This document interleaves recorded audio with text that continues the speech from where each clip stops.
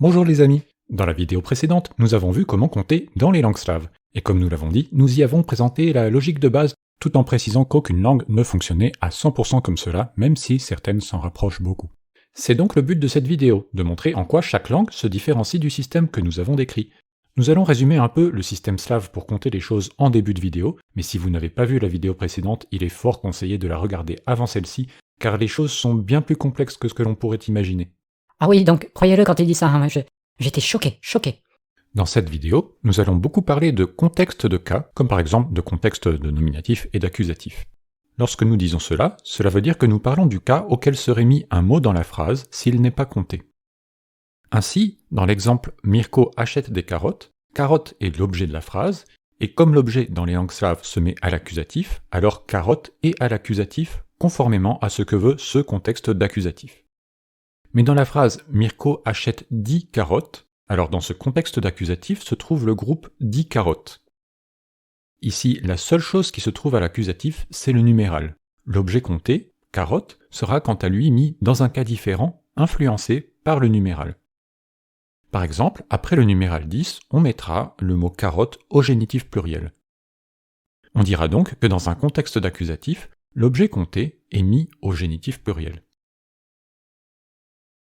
Enfin, nous parlerons de deux groupes de cas. Il y a d'un côté les cas directs et de l'autre côté les cas obliques. Ne soyez pas effrayés par cette terminologie et voyez cela simplement comme les noms des groupes de cas. Les cas directs sont le nominatif et l'accusatif, et les cas obliques sont les autres cas, génitif, datif, locatif et instrumental. Et ne vous inquiétez pas, nous vous rappellerons tout cela en cours de vidéo. Si vous avez bien retenu ce qui a été expliqué dans la vidéo précédente, n'hésitez pas à sauter le résumé qui va suivre et à aller directement au troisième chapitre de la vidéo. Et si vous n'avez pas le temps de tout regarder et que vous voulez avoir la réponse claire et résumée à la question « Comment compter dans les langues slaves ?», alors rendez-vous au chapitre 17 de cette vidéo et gardez en tête que le reste de la vidéo sera à même de vous expliquer absolument tout ce qui vous semblera bizarre ou inattendu.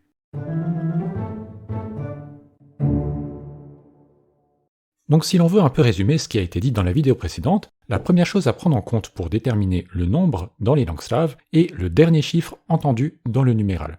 Cela veut dire par exemple que si le dernier chiffre entendu est 1, même dans un nombre composé comme 101, alors on met un singulier après. Ensuite, on détermine si le cas est direct, c'est-à-dire nominatif ou accusatif, ou si le cas est oblique, c'est-à-dire génitif, datif, locatif ou instrumental. Le vocatif est quant à lui un cas direct, mais il n'est pas vraiment logique de compter au vocatif, donc on le met de côté. Et en fonction de cela, on choisit le nombre correspondant à l'objet compté, ce qui revient généralement à choisir la désinence à apposer à l'élément qui est compté. Dans un contexte de cas oblique, tout fonctionne comme prévu. Après 1, on a un singulier, après 2, on a un duel, qui est un nombre réservé à deux éléments, et après 3 ou plus, on a un pluriel. Et on a donc un retour au singulier et au duel à chaque fois que le nombre composé se termine par 1 ou 2, sauf pour 11 et 12. Et dans un contexte de cas direct, il y a une différence, car à partir de 5 et plus, au lieu de mettre un pluriel normal, en fonction du cas qu'il semblerait logique de mettre, il faut mettre un génitif pluriel. On peut considérer cette particularité comme étant une sorte de pluriel de groupe. Et si c'est le sujet qui est compté, alors le verbe est au singulier, et son participe passé est neutre quel que soit le genre du sujet. Si en écoutant ce résumé vous avez du mal à suivre, c'est un signe que vous devez absolument regarder la vidéo précédente où nous avons pris le temps d'expliquer tous ces principes et les raisons qui les motivent dans les détails. Oui, je peux vous dire, même moi j'ai compris. Oh, c'est bien. Entrons maintenant dans le vif du sujet. Comme nous l'avons dit, aucune langue ne suit à 100% le système décrit, bien que certaines en sont très proches.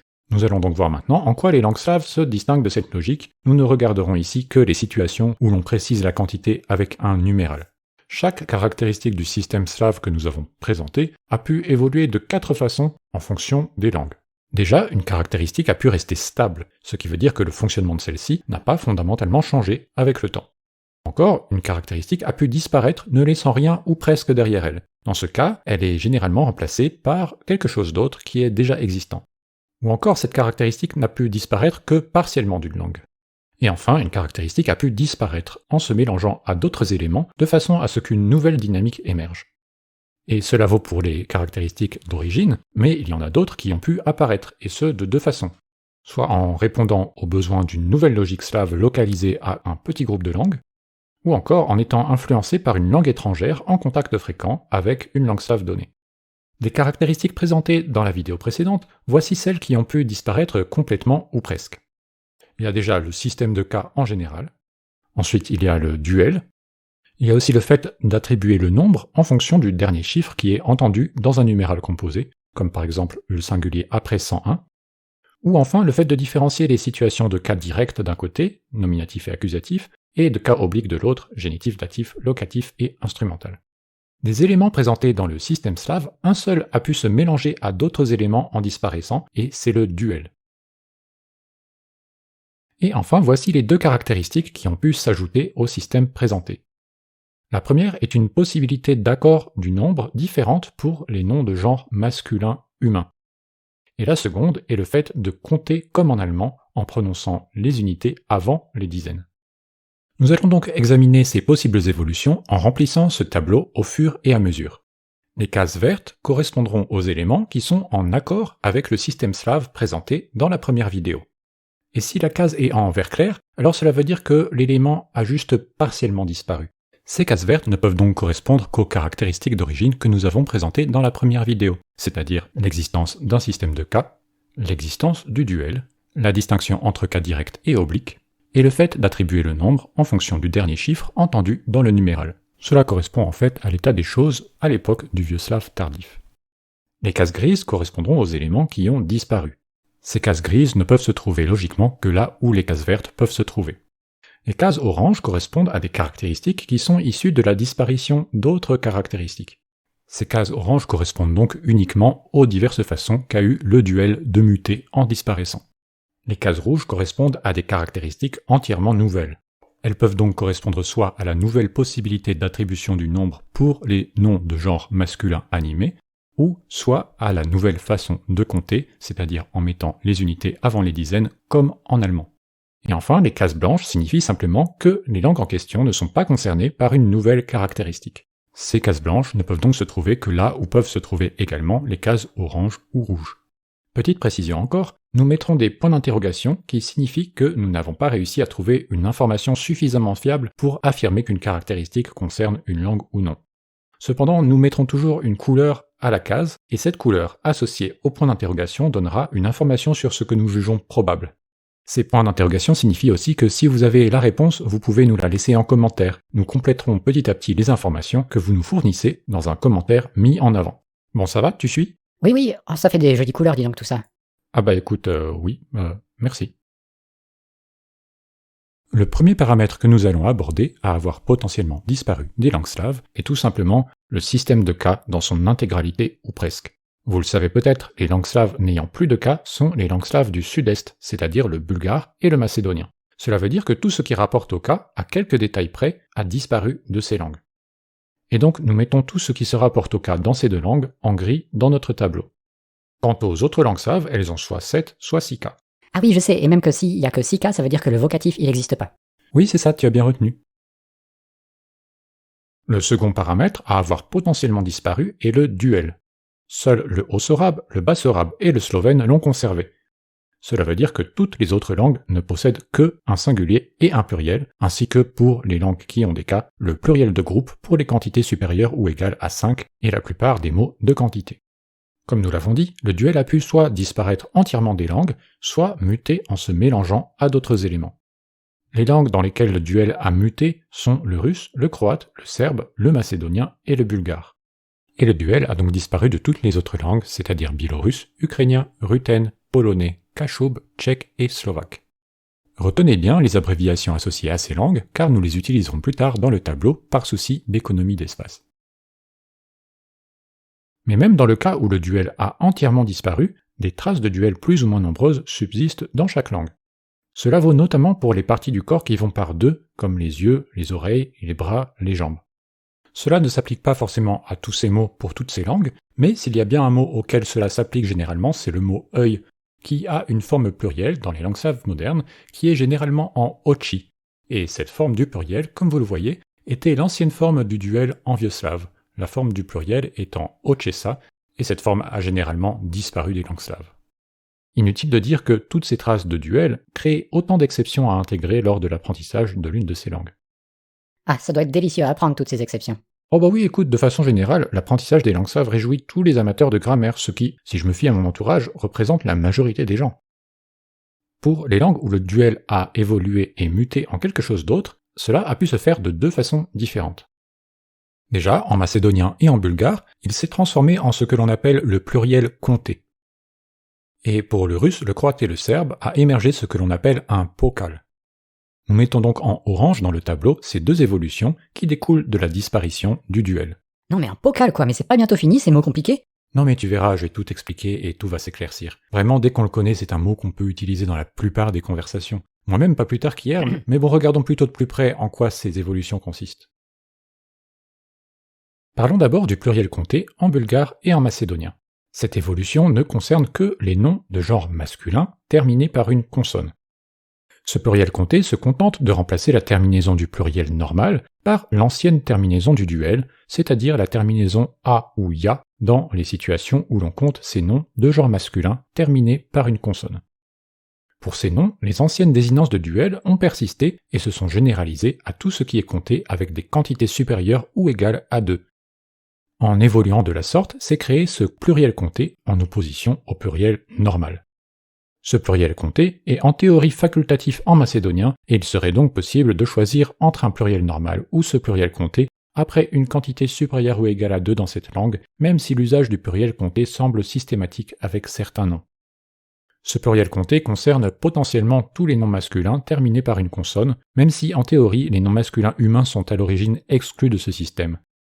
Cela est particulièrement vrai en bulgare, langue dans laquelle, à la place de ce pluriel compté pour les noms masculins humains, on utilise en théorie obligatoirement une version spéciale des numéros. Mais il semblerait que l'usage de ce pluriel compté pour ces noms masculins humains se généralise aussi petit à petit. En macédonien, une version spéciale des numéros pour les noms masculins humains existe également, mais n'est pas incompatible avec l'utilisation d'un pluriel compté. La deuxième mutation possible du duel, c'est donc le pokal qui existe en russe, en croate et en serbe. Cette évolution a en commun avec le pluriel compté le fait d'être passé via les désinences des noms masculins terminés par une consonne. Si le duel, en tant que nombre ne concernant que 2 éléments, a disparu, les désinences du duel de ces noms masculins ont, elles, persisté et se sont généralisées pour toutes les situations où l'on a 2, 3 ou 4 éléments. Comme les terminaisons masculines de base du duel de ces noms sont les mêmes que les terminaisons masculines du génitif singulier, les grammaires de ces langues parlent désormais d'un usage du génitif singulier après 2, 3 ou 4 éléments. Je vous laisse le constater avec l'exemple du nom masculin zvuk, qui veut dire le son dans les 3 langues. Son ancienne désinence de duel aurait été la désinence a, et c'est la même désinence que l'on retrouve dans la forme du génitif singulier. Et cet usage du génitif singulier s'est élargi aussi au genre neutre, qui a généralement les mêmes désinences de génitif singulier que le masculin. Et dans une certaine mesure, cet usage du génitif singulier s'est également élargi au féminin, bien que de fait, les désinences du génitif singulier et du nominatif pluriel pour le genre féminin étant les mêmes, il n'y a pas eu de véritable changement dans la déclinaison des féminins dans ces situations de pokal. Ce qui change, c'est donc plutôt l'interprétation que l'on fait de la désinence, par souci de conformité avec ce qu'il se passe pour les autres genres. Pour les noms de genre neutre et féminin, les terminaisons de l'ancien duel et du génitif singulier diffèrent. C'est donc bien via la conservation des désinences du duel des noms masculins que la transition s'est faite vers ce que l'on interprète désormais comme un génitif singulier. Et ce, non plus uniquement pour des quantités égales à 2 éléments, mais aussi pour des quantités égales à 3 ou 4 éléments. Cela veut dire qu'en russe, en serbe et en croate, après 2, 3 ou 4 éléments, on n'utilise plus le pluriel au cas que l'on pourrait attendre logiquement, mais ce génitif singulier. Le duel a donc évolué en ce que l'on appelle un pokal, c'est-à-dire un nombre pour des petites quantités. Le duel était un nombre utilisé pour les éléments en quantité de 2, et le pokal est un nombre pour les éléments qui sont en quantité de 2, 3 ou 4. Cependant, l'usage du pokal diffère un peu entre le russe d'un côté et le croate et le serbe de l'autre. En russe, il ne vaut que pour les contextes de cas directs, c'est-à-dire nominatif et accusatif, à l'exception de l'accusatif des noms masculins animés. Cela veut dire qu'après un génitif, un datif, un locatif ou un instrumental, mais aussi un accusatif pour le genre masculin animé, on continue d'utiliser le pluriel du cas qui semble logique dans le contexte syntaxique en question. Je précise que comme je parle des choses dans un contexte slave en général, je parle de locatif ici. Mais en russe, on utilise le terme de prépositionnel pour parler de ce cas tel qu'il existe dans les autres langues slaves. Et dans ces contextes de nominatif ou d'accusatif, si un adjectif accompagne le nom, alors celui-ci est généralement au génitif pluriel, et ce même si le nom est lui bien au génitif singulier. Pardon?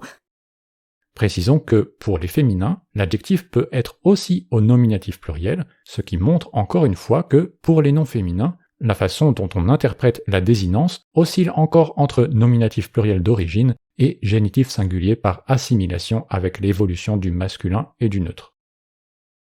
Et en croate et en serbe, la distinction entre contexte nominatif et accusatif d'un côté, et génitif, datif, locatif et instrumental de l'autre, a quasiment disparu, même si, dans des registres de langue soignés, elle est encore faite. En pratique, dans la langue parlée, cette distinction est ignorée et tout fonctionne comme pour les cas directs. Dans les faits, donc, le vocal est utilisé après des quantités de 2, 3 ou 4 éléments, et ce, sans exception. Et si le nom ainsi compté est accompagné d'un adjectif, alors celui-ci est également au génitif singulier, mais sa forme est un peu spéciale, et elle est appelée forme courte. Sans insister ici sur la distinction entre les adjectifs courts et les adjectifs longs, dont nous parlerons dans une prochaine vidéo, précisons juste que l'utilisation d'un adjectif de forme courte n'est pas logique dans ce contexte. Si c'est la forme courte qui est associée ici en serbe et en croate à ce génitif singulier, c'est là aussi parce que cette forme est au masculin identique à l'ancienne forme des adjectifs au duel et qu'elle a ensuite été interprétée comme telle. Pour rester en serbe et en croate, comme on l'a dit, la distinction entre les contextes de cas directs d'un côté et de cas obliques de l'autre a quasiment disparu lorsque l'on compte des quantités comprises entre 2 et 4. Et pour tout ce qui est supérieur ou égal à 5, cette distinction a cette fois-ci entièrement disparu, laissant place à l'usage du génitif pluriel dans tous les cas. Des langues slaves ayant conservé leur cas, le serbe et le croate sont les seules langues concernées par cette évolution. Et donc pour compléter notre tableau, nous pouvons mettre en gris la distinction entre cas direct et cas oblique en serbe et en croate, et en vert pour toutes les autres langues.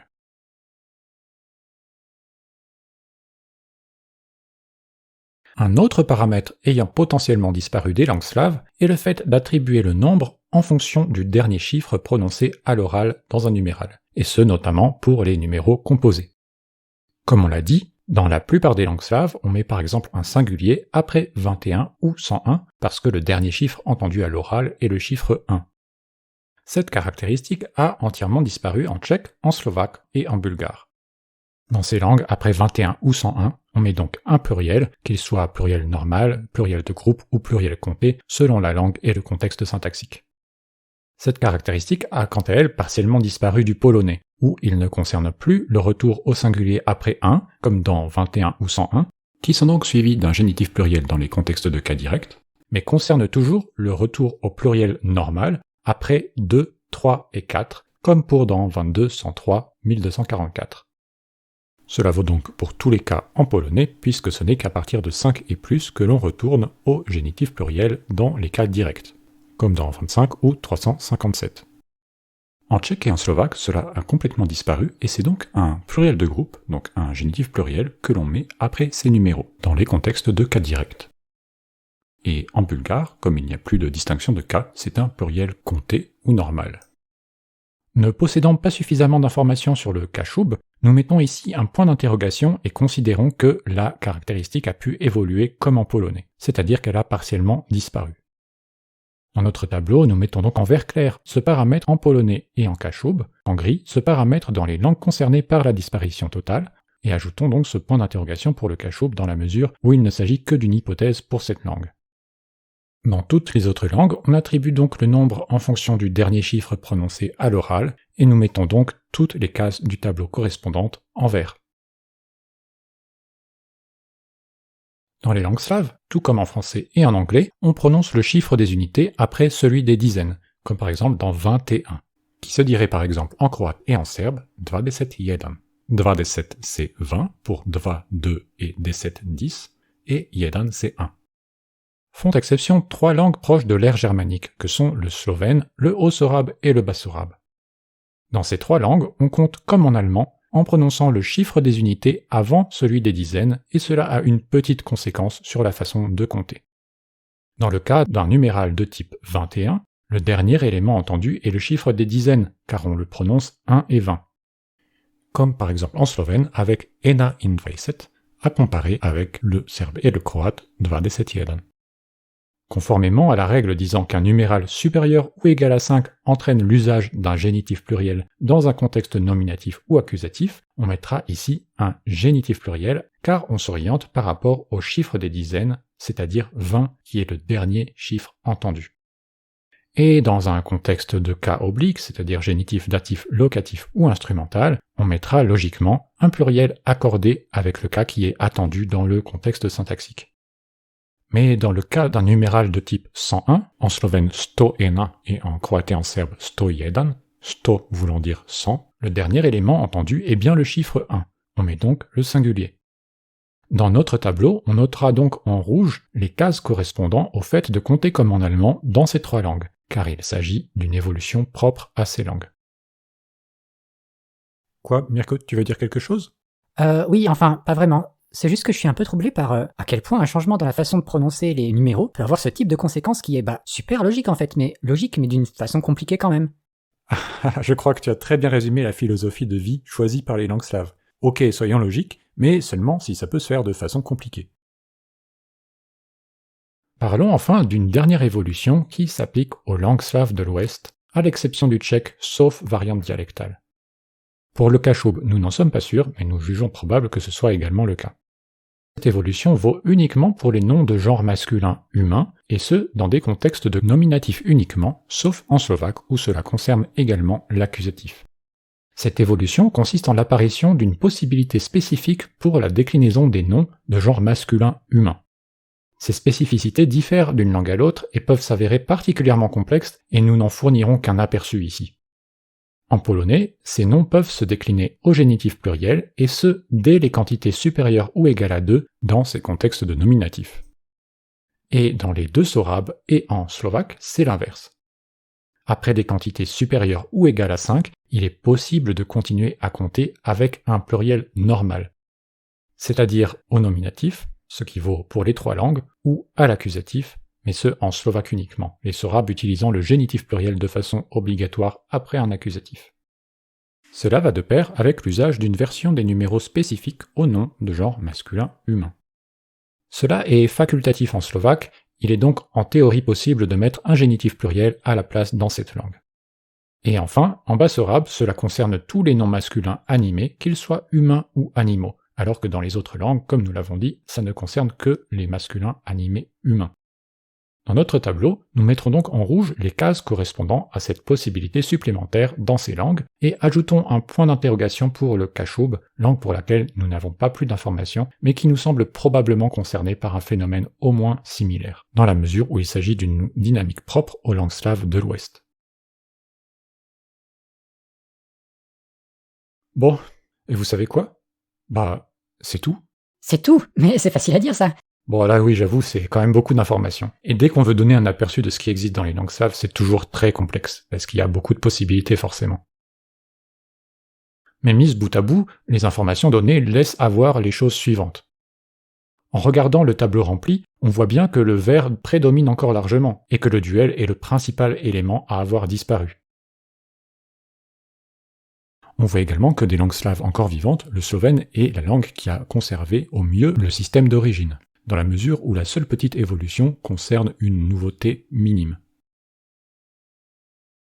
Et en dehors du russe, les langues slaves de l'Est, que sont le biélorusse, l'ukrainien et le ruthène, ne diffèrent de ce système que par la disparition du duel. Bien sûr, le bulgare et le macédonien sont à part, ce qui est attendu étant donné le fait qu'ils n'ont plus de cas. Mais ils sont proches du serbe et du croate, ainsi que du russe, puisque le pokal du russe, du croate et du serbe, et le pluriel compté du macédonien et du bulgare, relèvent l'un et l'autre d'une disparition incomplète du duel, et d'une mécanique de remplacement de ce duel par quelque chose d'autre. Mais les autres différences entre les langues slaves sont bien plus anecdotiques, et on constate que les caractéristiques disparues et apparues ne sont pas importantes au point de remettre le système présenté en question. Ainsi, les possibilités de déclinaison supplémentaires offertes aux noms masculins humains dans les langues slaves de l'Ouest, aussi complexes soient-elles, ne concerne qu'un détail de la mise en œuvre de ce système dans ces langues.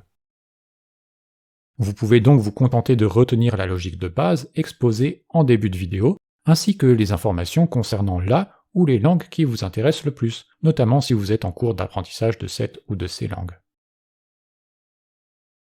Cette vidéo ne serait pas complète sans un dernier récapitulatif pour être sûr que vous avez bien compris les choses.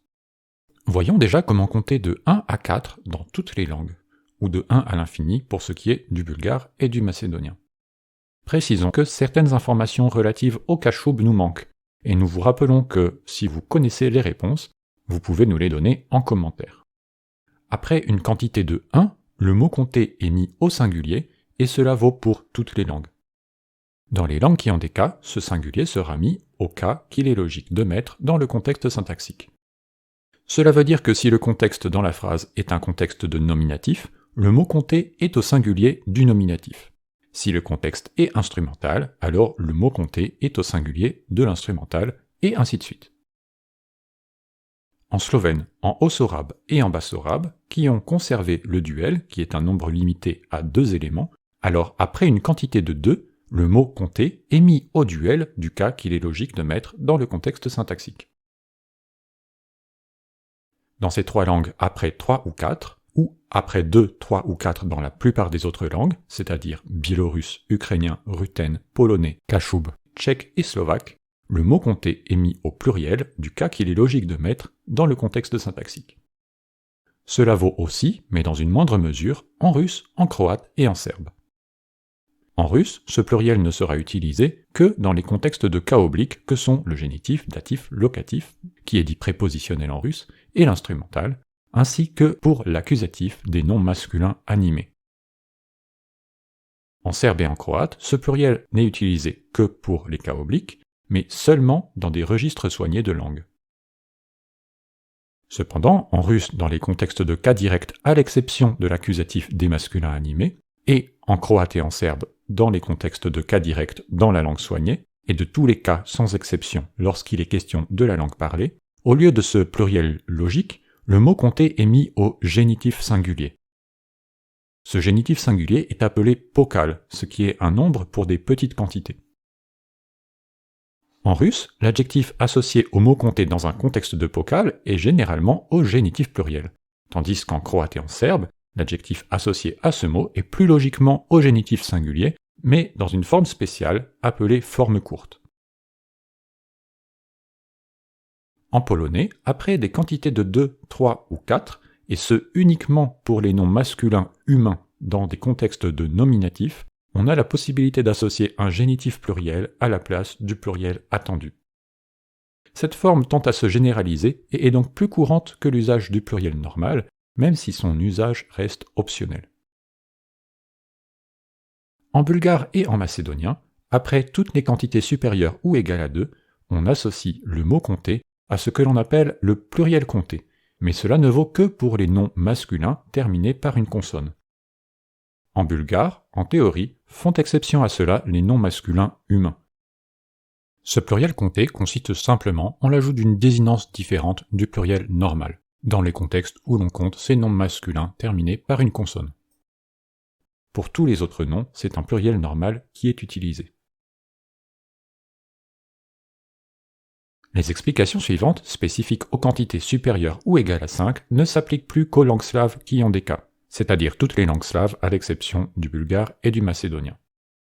Pour les quantités supérieures ou égales à 5, dans les situations de cas obliques que sont le génitif, datif, locatif et instrumental, alors c'est toujours le pluriel du cas qu'il semblerait logique de mettre dans le contexte syntaxique qui est associé au mot compté. C'est-à-dire un génitif pluriel dans un contexte de génitif, un datif pluriel dans un contexte de datif, et ainsi de suite pour le locatif et l'instrumental. Cela ne vaut plus en croate et en serbe, langues dans lesquelles tous les contextes mènent au fonctionnement réservé au contexte de cas direct dans les autres langues. Et ce fonctionnement, le voici. Dans toutes les langues, donc, dans ces contextes de cas directs, que sont donc le nominatif et l'accusatif, et dans les contextes de tous les cas pour le serbe et le croate, pour ces quantités supérieures ou égales à 5, alors on associe le mot compté avec un génitif pluriel. Si le mot compté est dans un contexte de nominatif, et donc dans une position de sujet, Le verbe qui est associé à ce sujet est mis à la troisième personne du singulier et son participe passé éventuel est au neutre singulier. En slovaque et en ossorabe pour les noms masculins humains, et en bassorabe pour les noms masculins animés en général, dans les contextes de nominatif pour les trois langues, mais aussi d'accusatif en slovaque, il est possible de mettre un pluriel normal pour ces quantités supérieures ou égales à 5. Cela va de pair avec l'usage d'une version spéciale du numéral réservée au genre masculin humain ou uniquement animé en bassorabe. Enfin, nous allons expliquer comment interpréter le dernier chiffre entendu dans un numéral composé. Dans toutes les langues, à l'exception du bulgare, du polonais, du slovaque et du tchèque, si le dernier chiffre entendu dans un numéral composé est le chiffre 1, 2, 3 ou 4, alors on retourne aux règles spécifiées pour compter de 1 à 4. En polonais, cela reste vrai, sauf pour le retour au singulier pour les numéros composés terminés par 1, qui se comportent comme des numéros supérieurs ou égaux à 5. En bulgare, en slovaque et en tchèque, cela a entièrement disparu et tous ces numéros se comportent comme des numéros supérieurs ou égaux à 5. En slovène, en ossorabe et en bassorabe, comme on compte comme en allemand en prononçant les dizaines après les unités, ce type de situation est beaucoup plus rare et ne concerne plus que les numéros de type 101, 1002, etc. et non ceux de type 21, 323, puisque pour rappel, 21 en slovène, en ossorabe et en bassorabe se dit 1 et 20. C'est donc 20 le dernier élément entendu que l'on prend en compte pour déterminer le nombre. Et voilà, c'est tout.